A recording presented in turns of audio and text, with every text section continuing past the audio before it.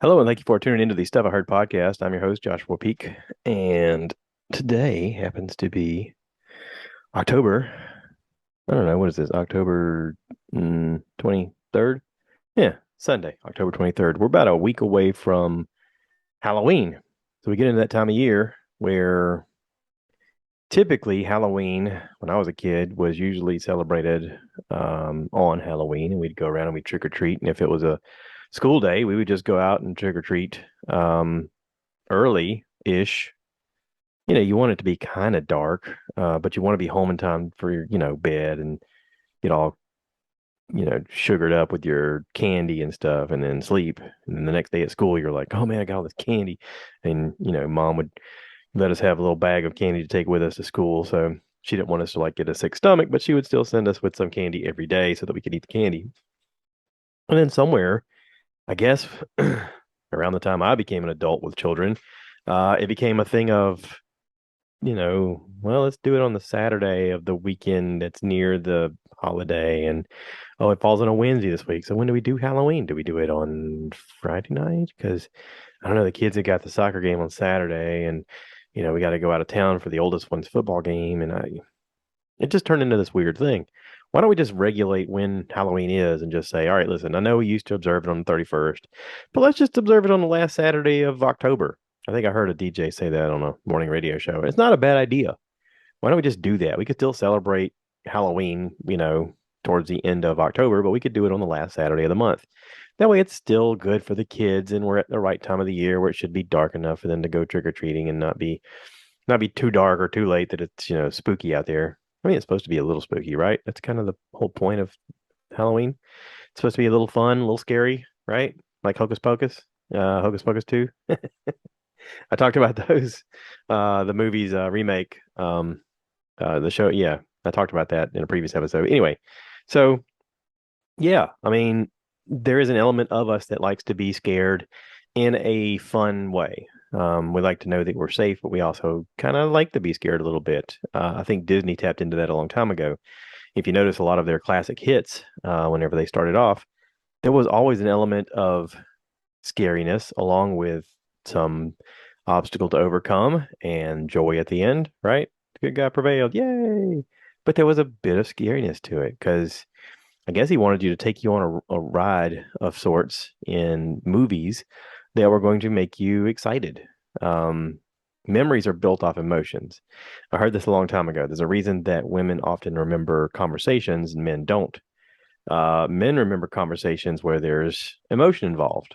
So if they're excited, upset, happy, whatever the emotion is, that emotion ties into a memory, right?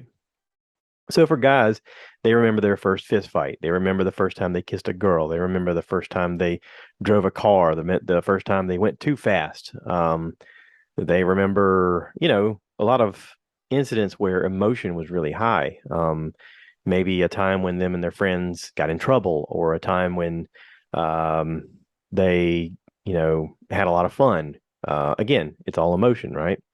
Women are wired differently so that sometimes conversation is emotional. And so, when you're making content, when you're making a movie, you want people to have a feeling about it, right? So I started thinking about this just now. Like this is stream of consciousness. I have nothing written down, by the way. But think about this. Like one of the reasons that we like Joe Rogan, his podcast, is because he brings up topics that we're a little bit curious about and he's curious about, but he makes us care about it, right? In the conversation, because of his curiosity, we are then curious. If he finds out information, there's that aha moment. And for us as the listener, sometimes we experience that aha moment at the exact same time that he does. Sometimes there's things that inspire us to then spring off and want to start our own podcast to talk about stuff like this, like I'm doing now with the Stuff I Heard podcast. Sometimes it's a comedian, like I've bonded to Bert Kreischer because of his comedy, because of the way my emotions get involved when I listen to him. I get excited. There are things that come up sometimes in conversation where I go, I am that person, or I've been that person, or I know people like that, and that familiarity then sparks memories. It stirs up emotions, and those emotions become memory. And from all that, I then care about it, right? So you look back at movies and stuff, Snow White, just a simple girl trying to live her life, and oh no, now she's um got a whole situation going, and oh, there's a bad person, and you got to overcome the bad person. It's a really bad person, and you know, it's a big thing, right? It's a big hurdle to overcome. And maybe it's a lesson for life. Maybe it's a lesson for everyday people. Maybe those movies tapping into our emotions is also supposed to be a sort of reference point for the challenges that we face as adults. When we move it from childhood to adulthood, there are things that come up in our lives that are hurdles, things that are challenging, things that scare us, things that could hurt us.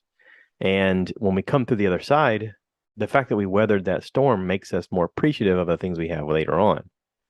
Um, whether it's something simple like Pinocchio wanting to be a real boy and going off into the world and doing a lot of dangerous stuff and then almost dying multiple times. And then finally, when he comes back home, he realizes, "Oh, I'm a real boy and I'm alive." And that's all he really wanted in the first place. But he had to go through all the other crap to realize what he really wanted. Right. So, with that being said, let me tell you about some stuff that got me with the stuff I heard. Okay. So right off the bat, I had to work out of town today, or this week, so I got to listen to a couple podcasts. One of the podcasts that I listened to was about it was on Bert Kreischer's The Bertcast. He interviewed somebody called the Liver King. And I was like, I don't know who the Liver King is.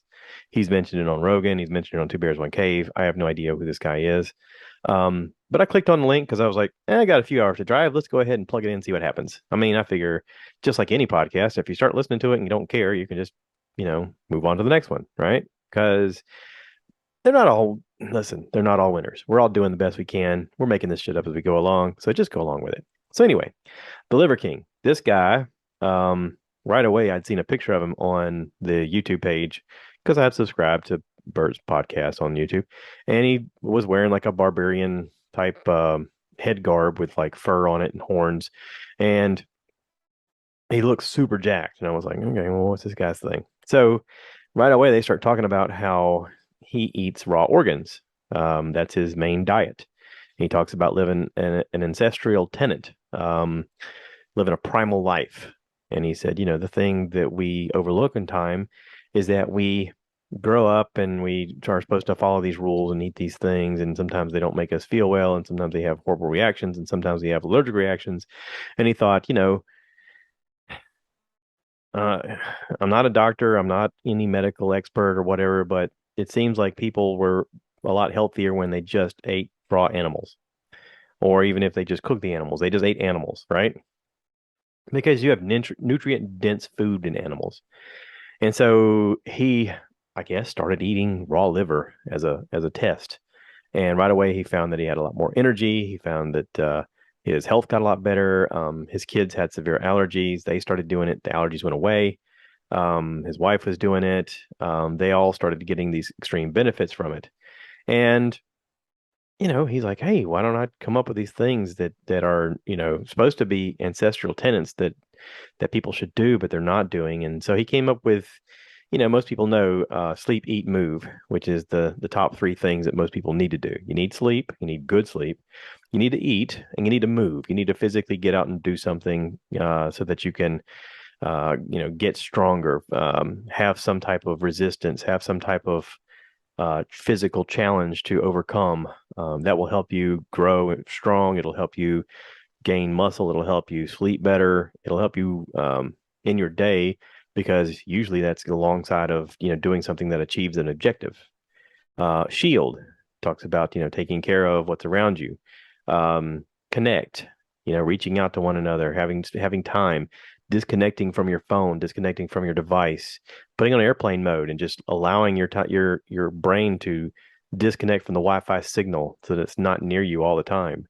Connect with the person next to you. Cold. We heard about a lot about cold benefits through Rhonda Patrick and Joe Rogan and all these people who are doing the polar plunges and the ice bath challenges, and a lot of people have gotten into ice bath and realizing that these cold shock proteins can really help you with inflammation. It's really good for your cardiovascular.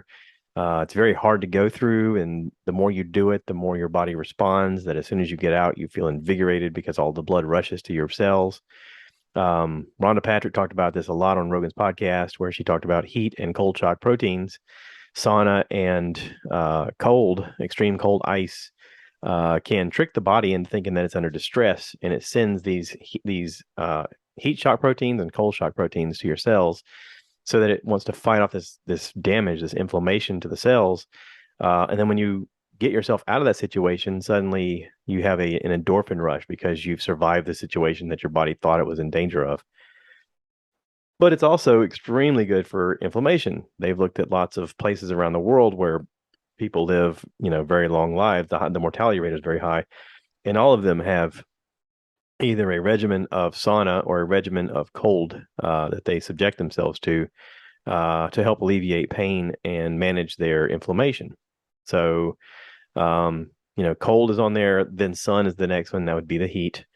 Fight. Have something that you want to achieve, something you want to overcome. Sometimes it is, fighting another person. Sometimes it's fighting for your dinner. Sometimes it is fighting the weight bench. Sometimes it is fighting, different things in your life that are physical challenge that are going to strengthen you. And bond with the people around you, bond with those that are close to you, bond over a meal, bond over time, bond over things that you like. Um, this is basically my gist of it. Again, I listened to the podcast. This is what I gathered from it. I wrote some notes down as far as not on my paper. My paper is blank, but looking it up online. So anyway, you know, I'm on his page or whatever. He's got Instagram and Facebook and all that stuff. It's crazy. Um, yeah. So if you're curious about the Liver King and what his claims are, Google him, Google some of the stuff that is said, Google other scientists that are talking about the fact that it's crazy to assume that all of our ancestors had exactly the same diet. They did not. They came from different areas. They had different availability, whether it be meats or grains or more of a farming life versus an animal intake life. So it's not a one size fits all situation. Um, on the podcast, though, he brought with him some liver and some testicles and something else, some other organ, and they cut it up and ate it on the air. And it was kind of interesting. Nobody seemed to hate it. They were like, "Oh, this tastes like sushimi," or "This tastes like this," or "This tastes like that." Um, and of course, high protein, high iron diets are not great for everybody. I mean, it's not realistic for everybody, but maybe it's helpful. Maybe it's helpful to some. I don't know. I thought it was worth talking about though. But here you go. You got this guy who's passionate about this thing, and he followed his passion, and his passion has turned into who he is. Like he is not referred to by his name anymore. His name is Brian Johnson. Um, he was he apparently had made a lot of money in the business world. Him and his wife both did. And now he is a self-titled CEO of Ancestral Lifestyle. And he talked about the fact that he sells some supplements that are very vitamin rich with bone marrow. That's what it was, bone marrow, liver, and testicles. Anyway, so he sells these supplements that are very rich in bone marrow and liver and testicles and stuff like that of raw organs that they've sourced, I guess humanely and all this stuff. But it's taken very good care of. They've made these pills because a lot of people don't have the time to find a butcher to shake their hand to go out and hunt themselves and capture the animal and curate the meat themselves. But he's like, if you're on the go and you're just looking for a way to get this into your diet, we do sell some supplements that you can take, and it is just this stuff, but we've kind of gotten it to where it's digestible, or it's in a shake that you can mix that tastes like chocolate or vanilla or whatever. So anyway, interesting guy, followed his passion. He's living his life. If you look at pictures of him, he looks like a barbarian. I mean, he looks like he is got like a 12 pack on his stomach, and he looks like he's maybe 260 pounds of just muscle. Just I know he said that a lot of people claim that they thought he was on steroids, and he said he, jokes with them all the time. He's like, "Oh yeah, that and my abdomen implants," and they're like, "What?" And he's tired of all the stereotypes of people saying that he's not who he says he is, and so he's just kind of leaning into it now as the joke. But he is all natural. It's crazy. He's got the physique that you're like, Jesus, I didn't know that was possible. So anyway, switch gears a little bit. Um, I'm also listening to the next podcast that Bert did. It's with a group called the Confused Breakfast.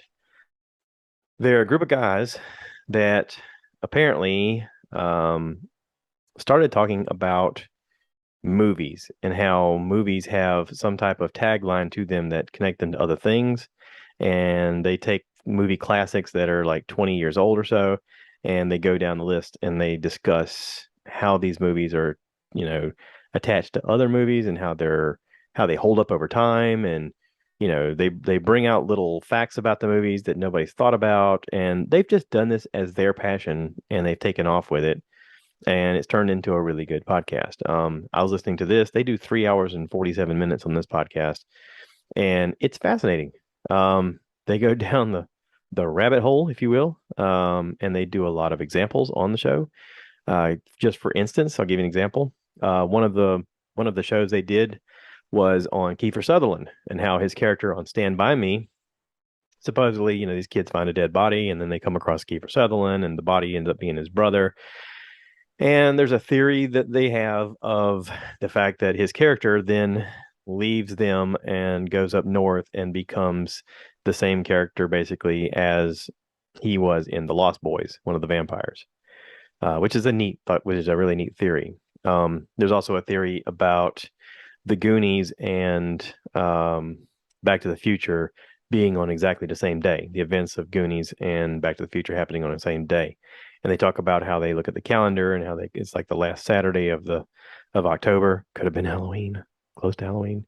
Uh, but yeah, how they think that they exactly hate on the same day. There's also one of the ones they talked about was Arnold Schwarzenegger from The Predator, about how he was this elite soldier who survived the Predator and how the government couldn't let him just go on and live his life knowing that there was this Predator out there. So they signed him up for some secret military operation, and then they used his DNA and his likeness and everything to create these super soldiers that then became the Terminators. That's why the Terminators look like they do. So there's a bunch of them. I glanced on their podcast page. There's a bunch of them, and I think I'm going to start listening to them on a regular. So get buckled up because I'm going to talk about the Confused Breakfast quite a bit. I like it. I like it. I like the guys. I like their conversation. I like the way they're thinking. I like the fact that they do research and they want to kind of have a back and forth with everybody about the thing. Um, I like it. I think it's cool. I'm a fan. So anyway, I like to pass along things that I'm a fan of to you because I think you might like them as well. That's kind of part of it. I sent my buddy Josh Treadaway a bunch of TikToks last night, and he's like, "Are you trying to inspire me, or give me, or just entertain me?" And I was like, "Yes, yes, exactly, both." So I sent him a bunch of stuff. Maybe he'll get into some of that. I don't know. We'll see. So then, also, let's talk about stuff I heard in a different sense. Let's talk about stuff I've seen. And this is kind of odd because the name of the show is See. Seec. It's on Apple TV. Stars the very handsome Jason Momoa. He is a character in the show who is blind, and apparently in the show, most of the cast is supposed to be blind. Like this is supposed to be sometime in the far off future after a nuclear holocaust has broke out. The humankind, for the most sense, has lost the sense of sight. I don't know exactly why. Maybe they all looked at the nuclear blast, and then from then on, generations were born without sight. Now, the way the show starts off is he is the father of two twins, a boy and a girl, who are born with the mystic ability to see, and he must protect them against a threatened queen. In this series, there is a crazy queen who thinks that anybody with sight is a witch, and they have these witch finders who go out and they murder anybody that has sight because they see that the sighted are more dangerous than the unsighted, and that they're better off without sight because the sighted ruin the world, which is not a completely terrible idea, but also even without sight, they then start to ruin the world. Um, it is a interesting look. They've never said it out loud really, but that is sort of the premise of the show, is that they believed for a very long time that people with sight were evil and they were going to destroy the world when it's really just people in general are kind of on a nonstop path to destroy. Not necessarily because we intend to, but because we want to protect what's ours or we want to have more resources or whatever. It is odd in the show to see everybody, really close to each other, not really sensing each other. It's interesting to see how they set up these fight styles between the characters for battle, even though they can't see each other. And it's interesting to see how they get around on the set while, I guess, pretending to be without sight.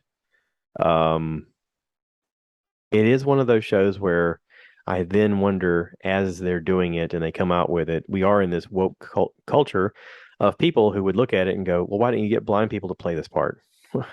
Okay, you're going to have an entire cast of blind people. This is going to be a really long production if you do that. Plus, it's sort of that thing with like, the appropriation of talent versus the what you are portraying.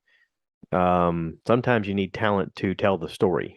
Otherwise, no one's going to watch. Like we all know Jason Momoa can see. I mean, but if he's not playing the big blind barbarian guy that actually you care about because of the show and the way he acts, then no one's going to watch the show anyway. Like he's the only really known character on the screen. Dave Bautista is in the first two seasons, but you don't even see him really until further along. Um, so anyway, it's a very cool show. I I did not want to like it when it started. Like I started it thinking, God, everybody's talking about this show. This looks stupid. And I started watching it and I was like, okay, I kind of like it. And I kept watching it and the more I watched it, I was like, okay, maybe I really like it. Maybe I like it more than I'm admitting to or want to admit to. Um, yeah. So it's a cool show. Listen, I want to hate on it, but I can't. Um, Alfre Woodard is in it. You'll recognize her from lots of other projects. As soon as you see her, you'll be like, "Oh my God!" She plays Paris. She's very good. Um, but yeah, Dave Bautista is awesome in this. He plays a really cool antagonist. So does the crazy queen, Sylvie Hoeks, I guess is her name. Hoeks. Hoeks. Sylvia Hoeks. Yeah. Yeah. Cool show. A thought did occur to me while I'm watching the show, though. Supposedly they can't see, but they have impeccable grooming. I mean, their hair is perfect, their clothes are matching, and I was thinking if they can't see, like none of this would be real. I mean, Jason Momoa's character is probably the realist because he looks like a barbarian with the hair on his face and his hair's grown long and he looks rough and unkept. Um, he's never in a stylish outfit. But yeah, there's lots of characters who are, and you're like, that seems a little too groomed for people who are blind. Also, at one point you notice them living in a city, and I don't know, do blind people cut grass? Because the grass looked pretty good. I don't want to throw a monkey wrench in all this planning and thought for the show, but it is something that I noticed. or or that they have someone who paints a room. I'm like, what's the paint for? How do you know it's paint? Okay, so anyway, I I don't know. I think if I did a movie podcast, I'd have to do it where I just make fun of movies. Like it just have to be me pointing out the things that no one's looking at and going, "Who thought of this?" Like Burke talks about his daughter watching The Usual Suspects, the Kaiser Sose. So he loved this movie when he was younger because he didn't get it like most of us until the very end. And he said she's 5 minutes into it and she solved who Kaiser Sose was. She said he says he's watching the movie and she goes, there's a scene where you see him like shoot up an area with people and she's like, oh, that watch. You got to look for somebody with that watch. And he was like, what? And then the very next scene, there he is, and she goes, "Oh, he's Kaiser Sose." She was like, "What? What? How did you do that so quickly?" Like, yeah, she has one of those observant genius brains. I guess I have one of those brains that constantly finds the joke in it. Like, I tell you what, if you want to really be annoyed, let me watch Aquaman with you. I will point out how stupid that movie is so much. Oh God, it is awful. Yeah, there's a lot of really awful movies out there. And I like the fact that people continue to talk people into money to spend on these projects because someone's losing their butt on projects. I mean, they're just making movies and shows right and left, and not all of them are winners. Listen, I know we live in a no child left behind situation, but some of those children should be left behind.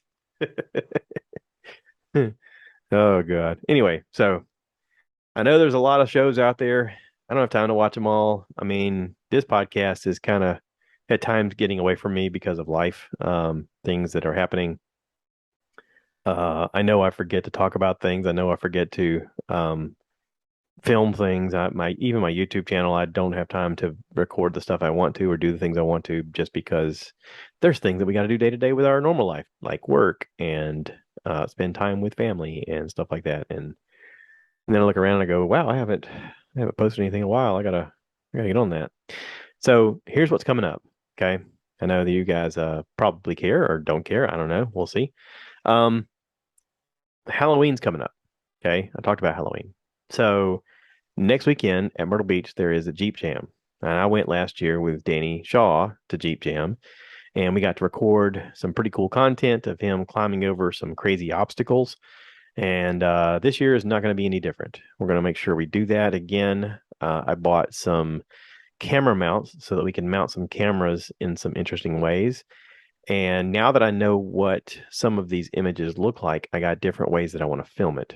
So I'm going to record that. I'm going to try to do a podcast in conjunction with all this, and spend some time just enjoying my time as well, because that's got to be part of it. Here's the thing: is I tend to make all my hobbies jobs, and I got to learn to make some of the hobbies just hobbies again. So I have to re-gear my brain. I have to re-gear all of it in a way, and there's no one to blame but myself. So if you're out there and you're listening to this, I guess a couple of the things I want you to take away from this is find what you're passionate about, go after it 100%, even if people tell you you're crazy, because you might hit on something that suddenly lands you on Bert's podcast or on mine or on Joe Rogan's or whatever. You might change somebody else's life. You might inspire them to do something. You might be the thing that they need to get them off their butts so that in the sleep, eat, move, you give them the motivation to move. And I guess that's the whole point of it, right?